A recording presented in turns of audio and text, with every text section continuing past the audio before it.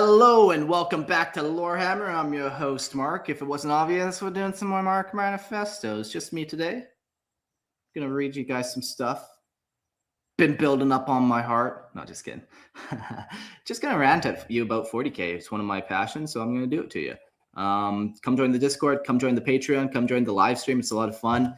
Come join whatever we're up to. But I'm just gonna dive into it. Just happy to come home and here we go. Hey Grim, how's it going, buddy?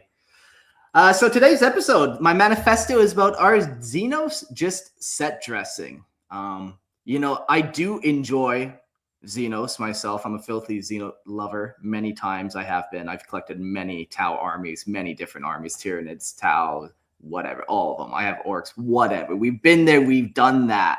But yeah, it just seems like they just don't quite hold the weight as the Imperium or even Chaos. They have a lot of Xenos, but they just don't quite seem to do anything important. But then again, does the Imperium do anything important? Does anything change or matter when the Imperium does anything? But either way, let's get into it. Like, what is the point of Xenos in 40K? Are they supposed to be equal partners, or are they just kind of there for you to annihilate? Are the aliens in 40K actually important, or are they just obstacles?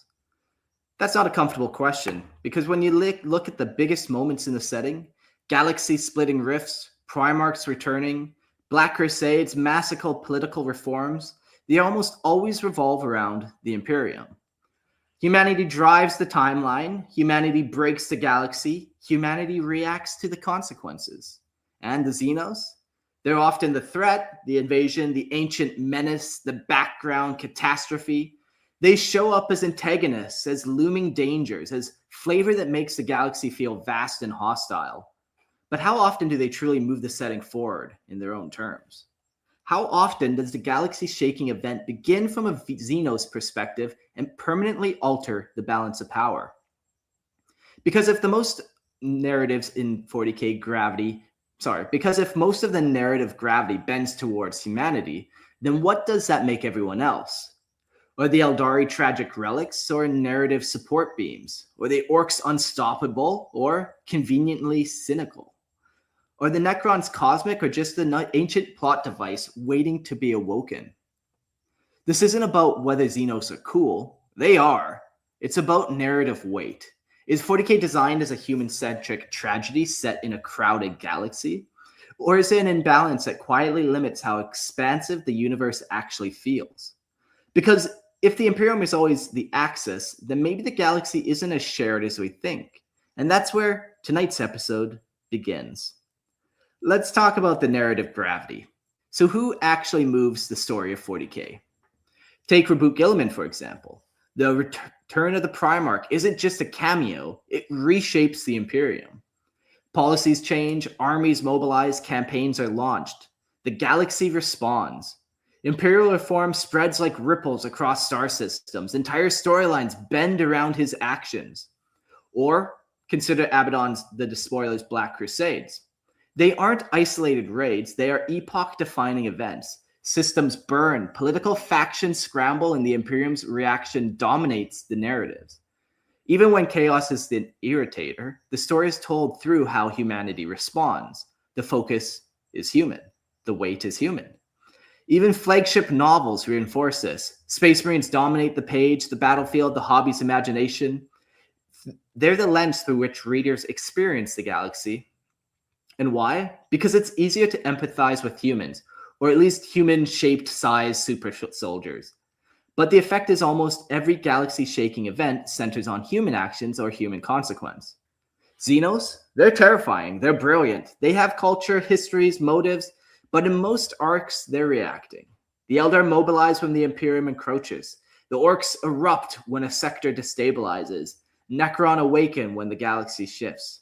But almost always as a response to human or chaos activity. So, here's the tension. Who's really driving the timeline forward? Is it the aliens with their own agendas, or are they largely set dressings for humanity's story? Gilliman's reforms, Abaddon strikes, and the galaxy moves. But what if the Xenos didn't react? Would we even feel the scale of their presence, or would the narrative impact vanish without human eyes to witness it? If in a universe that's supposed to be vast with billions of inhabited worlds and countless species, the spotlight often feels narrow. Humanity is the axis, and when the galaxy shakes, it's because humans or human-shaped figures are shaking it first. And that brings us back to the core question. Are Xenos truly actors in their own right, or are they primarily reactive? Their story is significant only in relation to, I know that word, to humans who notice them. The galaxy may be massive, but the narrative focus suggests otherwise. Let's zoom in on some of the galaxy's most famous aliens and see how much narrative weight they actually carry. Take Eldrad Ulthran. The Eldar are ancient, cunning, and their lore spans millennia. But despite all their planning, scheming, and manipulation, how often do they truly change the course of the galaxy? Sure, they pull strings, avert disaster, and manipulate events behind the scenes, but when something massive happens, it's actually the Imperium doing it. The Eldari are architects of intrigue, but are rarely the axis of change. Then there are the Orcs, led by figures like Ghazghkull, Mega Thraka. Orcs are everywhere, spawning wars, tearing worlds apart, but narratively, they're cynical. They invade, the Imperium responds, the war subsides, and the galaxy resets. Their scale is undeniable, their chaos intoxicating, but how much do they really drive permanent consequence? Their victories are temporary, their campaigns thrilling, but ultimately repetitive. I didn't write this down, but I'm just thinking about it. Even Armageddon, we just did an episode or a little teaser on Armageddon, the Fourth War, and demons destroyed it. It wasn't orcs. So Ghazghkull, the biggest warlord, the biggest baddest of them all, struggles to take just one fucking planet. And that's a conversation for another time, but I just thought I'd throw that in there with old Gaz, because the Necron offer a different perspective. The Silent King commands a civilization older than most stars, capable of galaxy-wide devastation. And yet, when we read stories from their point of view, the perspective is sparse. Their goals are monumental, but their narrative often filters through human or imperial experience. Even cosmetic scale entities exist largely in relation to human perspective. And what about the Tyranids or the Tau? Tyranid consumes worlds, but they're almost entirely faceless, more a force of nature than characters with agency. And the Tau strive for expansion and ideology, but their arcs often serve as thematic foils, highlighting the Imperium's rigidity or the chaos of the galaxy rather than existing independently. Here's the tension. Do these factions have meaningful internal arcs, or do they exist primarily to challenge humanity? Are they agents of their own destiny, or do they orbit humanity's story like satellites, beautiful, dangerous, but ultimately reactive? In a universe this large, it's remarkable how human-centered the narrative lens remains.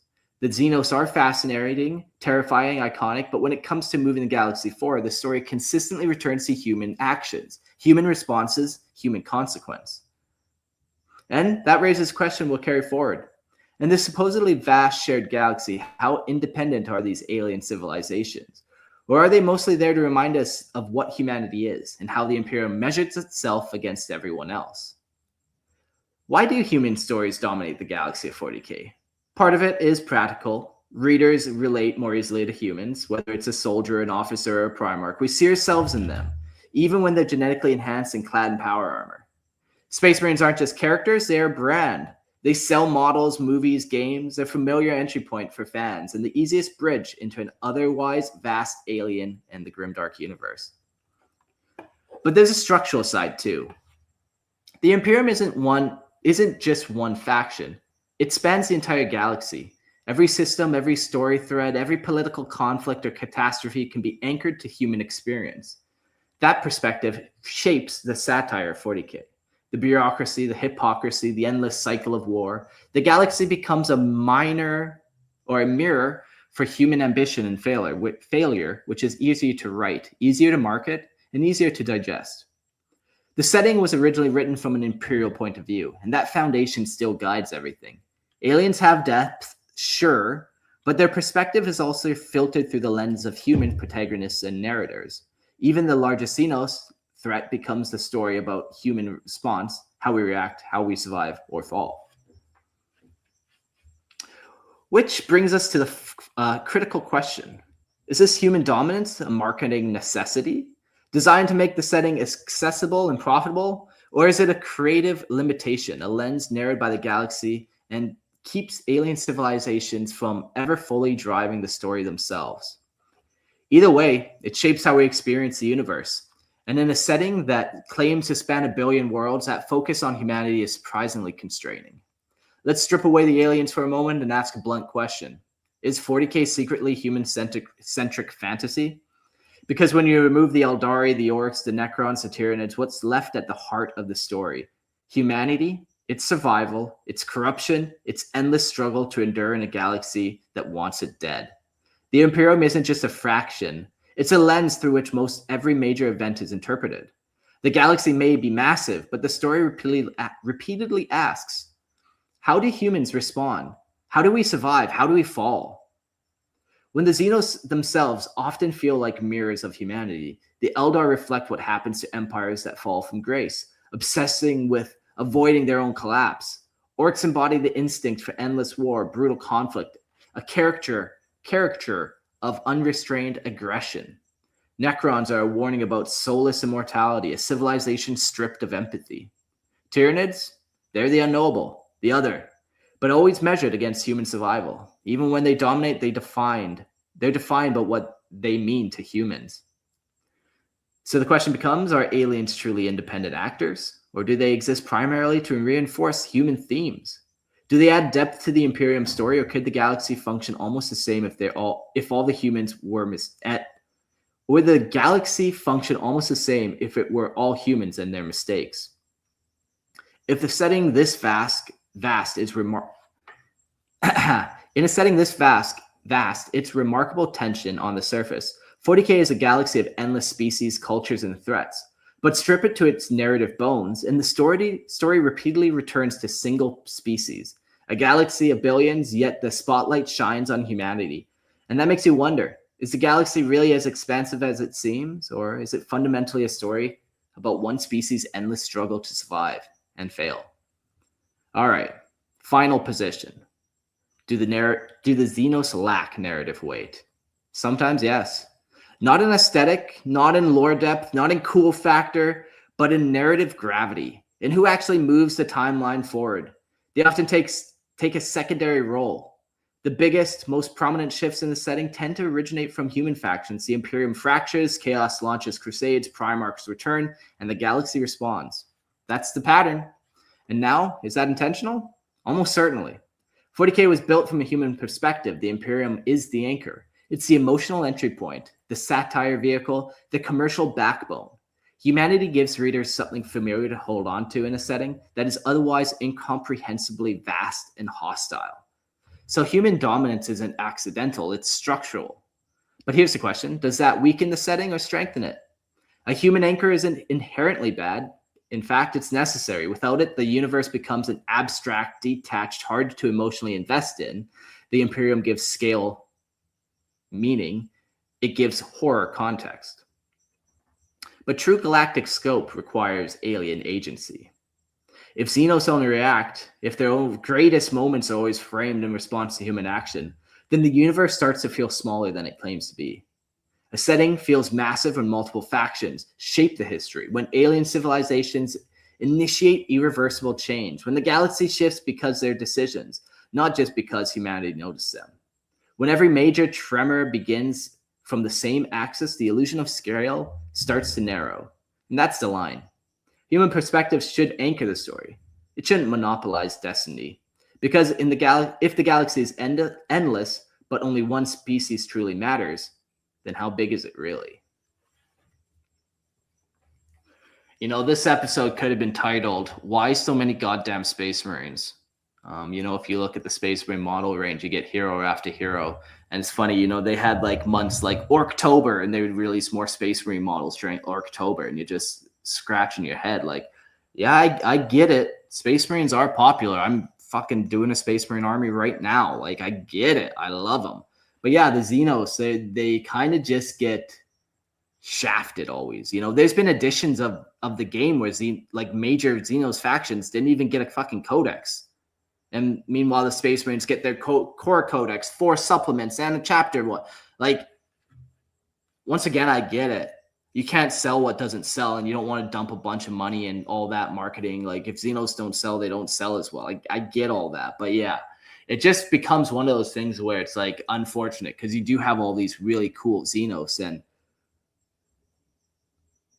they have a lot of cool lore, but it's all background lore that takes them to where they are now. Like the fall of the Eldar race, their history and war with the Necron, like all of it's super cool, but it's not relevant. It's not happening. It happened. It's done. I feel like the biggest thing I can think of like a Xenos doing to like really change the setting is like fucking Yvrain resurrecting Reboot Gilliman. And that whole weird setup. That drastically changed the galaxy, but it felt also so shoehorned in. There's so many ways we could have brought Reboot Gilliman back. We didn't need like an Eldar witch killing him and bringing him back and doing that. Whoever let that Eldar witch into the most sacred reliquariums of not just the Ultramarines, but almost in all of the Imperium, like that shit doesn't happen. But anyways, that's neither here nor there. So it just seems like, yeah, they have their lore, they have all their unique aesthetics, and they have cool battles and all that kind of stuff. But when it comes to actually pushing it forward, like there is no real advancement on their end. The Tau, they have their Tau god that is happening in the warp. That's something, I guess. There's a little like entity kind of spawning and forming around the greater good ideology. We'll see where that goes. You know, Yvrain also created the Incard and the Yanari who worship Yanid. And that god was slightly birthed as well. And mind you, this was like 5 or 6 years ago, 2 editions ago that this kind of stuff happened, and we still don't really have any follow-ups on it. When the Great Rift happened, I was hyped to go through kind of like different planets and stuff. And it's been fun. Like I found out the other day that Armageddon got infested by demons now, like a demon planet. And it's fun. Like Cadia, we know what happened to Cadia. It's cool going and seeing what happened to all these planets when the Great Rift opened up. But I just feel like I haven't seen that same thing happen with Xenos. Like, yeah, the orcs aren't going to care if the Great Rift opens up, but like, what the fuck did the Eldar think of this? The galaxy was just ripped in half. Have we heard what they think about this? Do we know? I don't know. Maybe I just haven't read that yet. There's a lot of 40K. Yeah, it's one of those things. Like this one, it's kind of not right or wrong. Like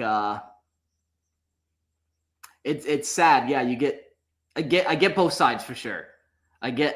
Hey, like I said, I like playing Space Marines too, but yeah. I guess maybe my closing thought is I've been talking a lot about how 40K isn't necessarily or wasn't planned to be a story. Now, obviously, it's shifted into one. But I wonder, like, what can they, like, so they didn't do anything for the longest time because nobody did anything for the longest time. For most of 40K, nothing really happened. Just battles, sectors lost. But ultimately, like, there was no universe-changing McGubbins. You know, no galaxy-ripping McGubbins, no artifacts that brought fucking Primarchs back to life. So maybe when it came to Chaos or Xenos, they were just on this kind of same mentality of, like, well, nothing happened, so we don't write anything for them to make anything happen. But I think, yeah, now something has to happen for some of them. We got some cool stuff that, like, yeah, okay, the Necron, the Silent King came back. That was cool. That was pretty cool. When did he come back? 8th edition? You know, he was a character that we heard about, and we're like, what the fuck is he doing on the Void? And he came back. But that literally only means something to the Necron.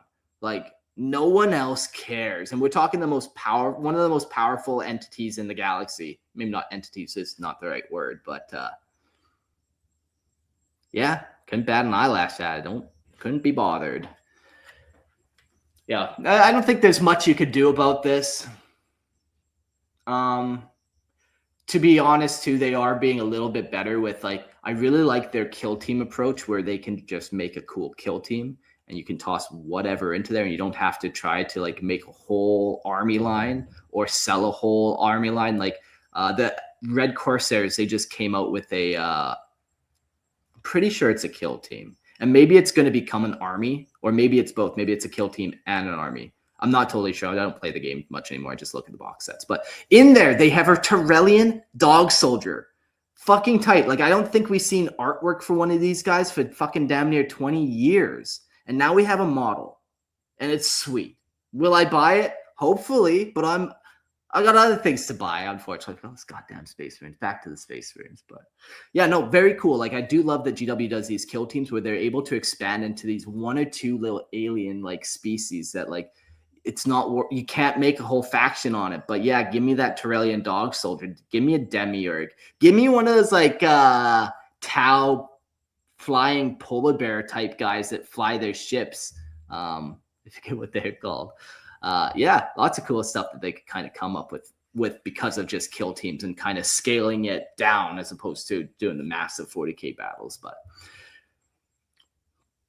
okay. Final closing thoughts on this whole thing. Like, I've written in 40K a little bit. I'm not a professional writer. I've never went to post-secondary, nothing for writing. But it is very hard to write in a Xenos perspective. Like, all of a sudden you're like, okay, what does this entirely different creature think? Like, you shouldn't be following your train of thought anymore. You really need to like think about how an Eldar mind actually works. Like, how does your mind work when you're ageless? You're probably not going to take as many risks then. It's just stuff like that you really got to like, it's so much more. It's easy to know about humans, but try to write in the perspective of Tyranid.